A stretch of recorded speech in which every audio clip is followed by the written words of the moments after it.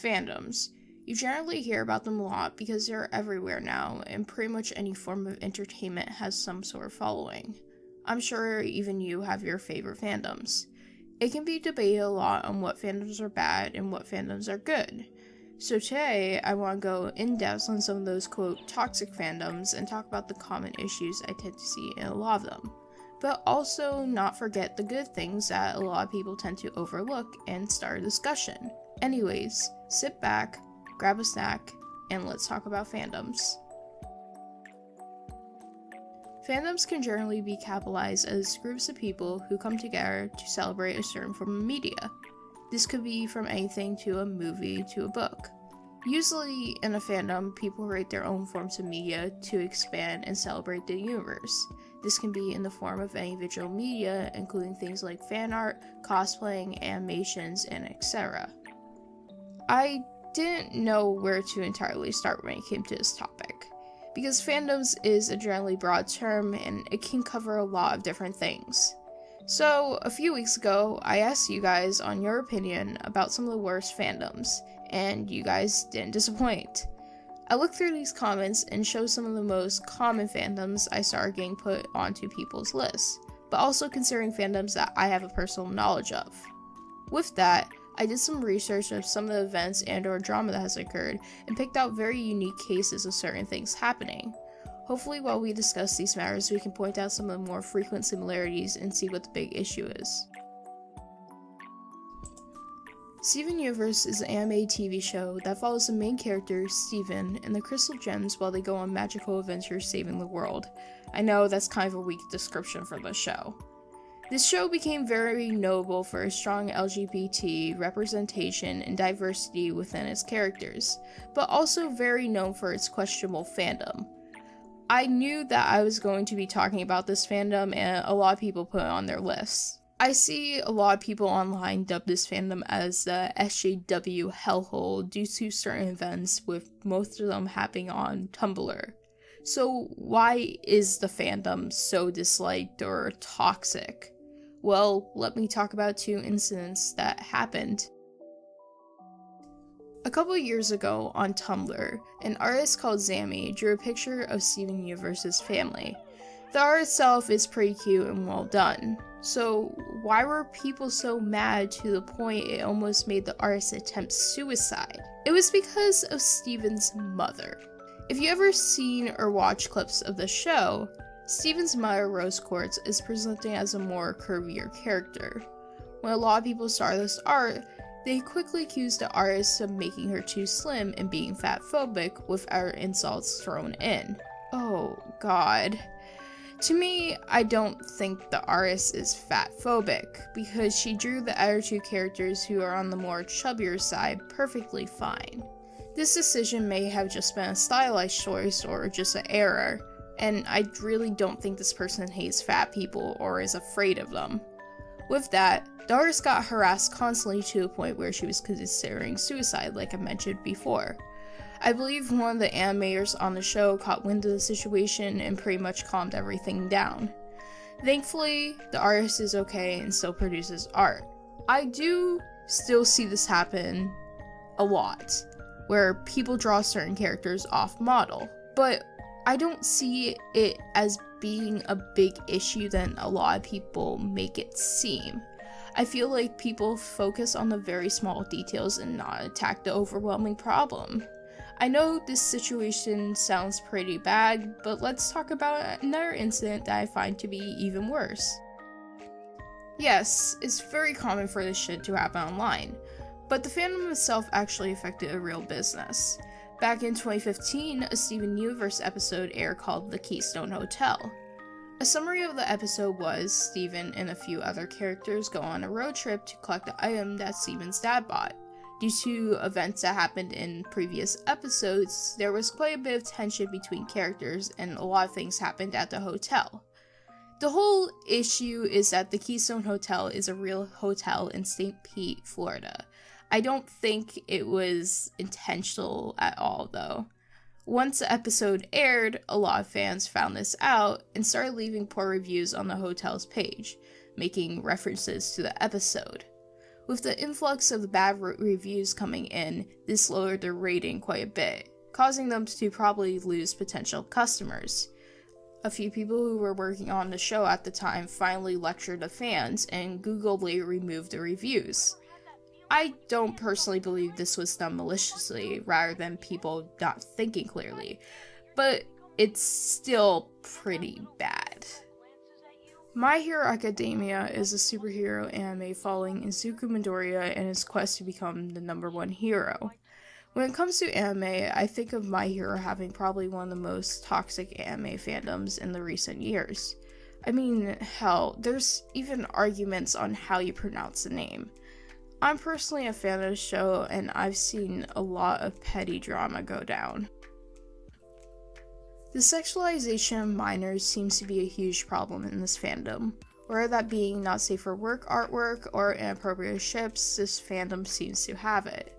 I do tend to notice a lot of people do call this out, especially when it comes to the girls in the series. There were a few incidents where people called out the actual animation studio for making one of the girls slimmer or their boobs bigger, but not necessarily all the shit people do with the boys in the series, which I find to be on the same level or even worse to some extent. I feel like it's just because they're doing it, it's suddenly okay. Somebody actually pointed this out to me as being double standards, and it's honestly really true and hypocritical. I guess at least they're recognizing partially what they're doing is kinda weird, but they still have a long way to come. There's always been an argument, even before the show came out, that since these are fictional characters, it shouldn't be classified as underage pornography. It becomes a gray area because depending on where you live, whether it's legal or not, I just think it's really weird and a creepy thing to do in general. This fandom also tends to have really die-hard shippers.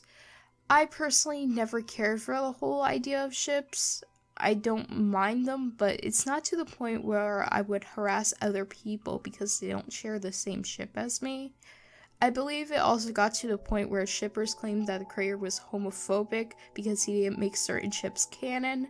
I mean, jeez. God bless this guy for still going on at this point, but it still gets worse. The unique thing about My Hero is that they berate the fuck out of the creator and the animation studio so much for the most ridiculous things ever.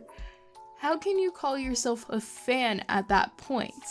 Some of the more recent incidents of this happening was when the pro hero Miruko was kicking something. People quickly started fussing over a small line that was placed near the groin. Concerning female anatomy and taking into account the fitting fabric, yeah, that line's most likely going to be there, especially based on the character's build and pose. At least this character is above age for once. Another event that happened fairly recently was somebody complaining about the background and how it stayed the same for a few frames. Considering that a lot of these studios have deadlines or a small budget to work with, yeah, they're going to cut corners to produce their product at a faster pace, especially with anime. Backgrounds are not necessarily the main focus. I mean, to be honest with you, it could have been way worse. K-pop, or Korean pop, is a genre of music that has been trending a lot over the past few years, with a lot of these groups breaking records and winning awards. Recently, their fandom has been under fire, mainly on Twitter for its insensitive comments that they made and spamming fan cams under unrelated posts and hashtags. But there's even a more problematic part of this fandom that I feel like people don't mention a lot. A few months ago, I was actually going to talk about K-pop's idols and its fandom in its own separate video. I couldn't fully get into it because I'm not the hugest fan of K-pop, but I did a lot of research beforehand, and I found something quite disturbing that piqued my interest. It is Sasaeng. Sasaeng translates to private life in Korean, but it's also used to describe impulsive fans. These people are die-hard fans who are willing to do anything, and I mean anything, to interact with their favorite idols. It's really creepy and adds already a lot of pressure on the already stressed and overworked idols, which is another topic for another time. I watched the interview that the YouTuber Korea Scouter did with a former Sasaeng and the links that they went to see their favorite idol. I feel like I didn't do this topic its justice, so if this topic interests you, I highly recommend go watching the interview. I'll leave it in the description. I feel like we can't talk about the K-pop fandom with at least touching on the fancam issue that has been going on in Twitter. A lot of the time, you see fancams of people's favorite idols under various different posts, no matter the topic. People found it quite annoying and made fun of it. Memes spread and parodies were made. It started becoming serious after a few celebrities passed away. On December 8th, 2019, popular rapper Juice WRLD passed away after complications with a seizure. When a lot of fans were grieving and showing their respect, you saw a lot of K-pop fans say, well, if they stan this random K-pop group here, they wouldn't have died. A lot of people found this highly offensive and insensitive, no matter if it was a joke or not.